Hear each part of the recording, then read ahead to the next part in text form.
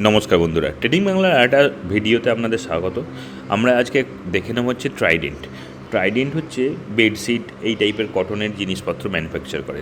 চলুন আমরা মান্থলি চার্টটা খুলে নিয়েছি। মান্থলি চার্টে ট্রাইডেন্ট দেখুন, এখানে একটা ভালো মতো ব্রেকআউট আছে, মানে এটা দেখা যাচ্ছে এটা একটা ব্রেকআউট। আর মান্থলি চার্টে এখানে হচ্ছে একটা হ্যামার মতো ক্যান্ডেল বানিয়েছে।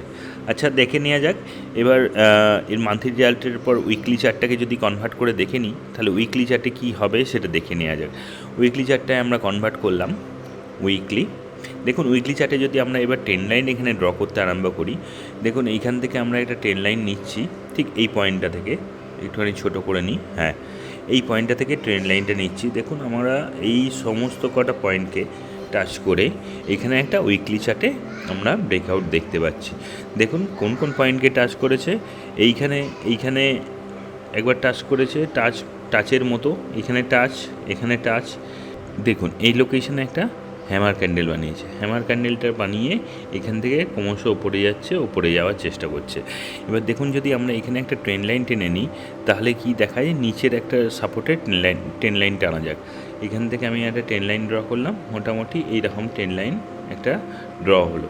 এটা হচ্ছে ট্রেন লাইনটা ড্র হলো। আরেকটা জিনিস লক্ষ্য করবেন, উইকলি চার্টে দেখুন বিশাল একটা ভলিউম দেখা যাচ্ছে। ভলিউম ক্যান্ডেলটা কিন্তু অনেক বড়। এই এলাকার ভলিউম ক্যান্ডেলটার সাথে কম্পেয়ারে কোনো কিছু নেই, এটা কিন্তু অনেক বড় ভলিউম ক্যান্ডেল। চলুন ডেলি চার্টটা দেখে নেওয়া যাক, ট্রাইডেন্টের ডেলি চার্ট কীরকম আছে।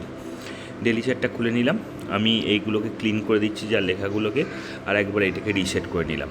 দেখুন ডেলি চার্টে উইকলি চার্টে যেগুলো টাচ করে গেছে আপনাকে বললাম, দেখুন এইটা যদি হয়, এটা যদি পয়েন্ট হয়, মোটামুটি এই পয়েন্টে এই যে পয়েন্টটা, এই পয়েন্টে এই ক্যান্ডেলটায় ব্রেকআউট দিয়ে এখান থেকে একবার টপে গেছে, টপে গিয়ে এখান থেকে এরকম করে প্রাইস অ্যাকশন বানিয়ে ওপরে যাচ্ছে, ঠিক আছে।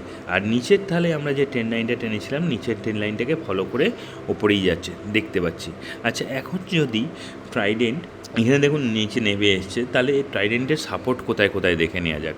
সাপোর্ট আর রেজিস্ট্যান্সটা কোথায় কোথায় আছে বা কীরকম কী আছে।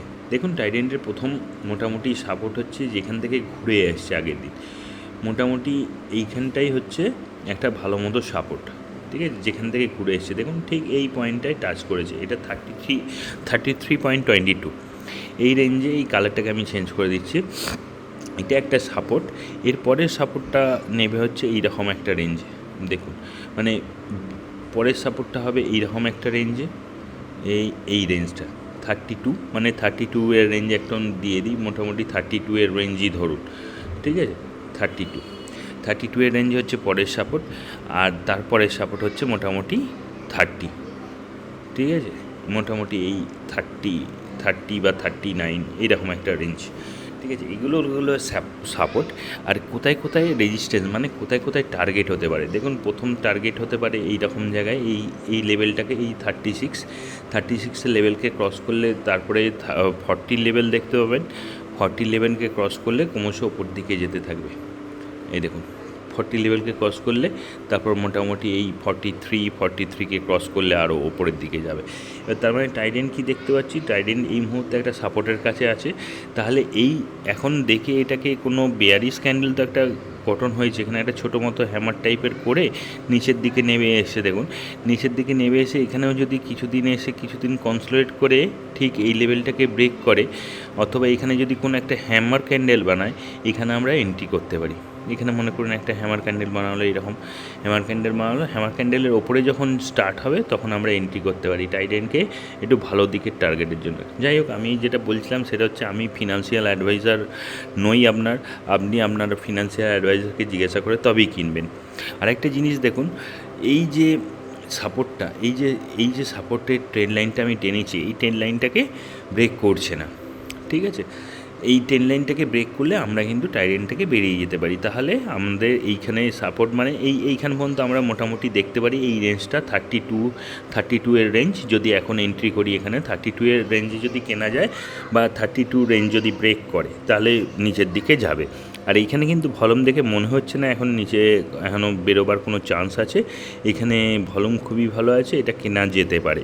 যাই হোক, আপনি আপনাদের ফিনান্সিয়াল অ্যাডভাইজারকে জিজ্ঞাসা করে বা আপনার টেকনিক্যাল অ্যানালিসিস করে তবেই কিনবেন। আমার ভিডিওটা ভালো লাগলে একটু লাইক, শেয়ার, কমেন্ট করে দেবেন। ধন্যবাদ।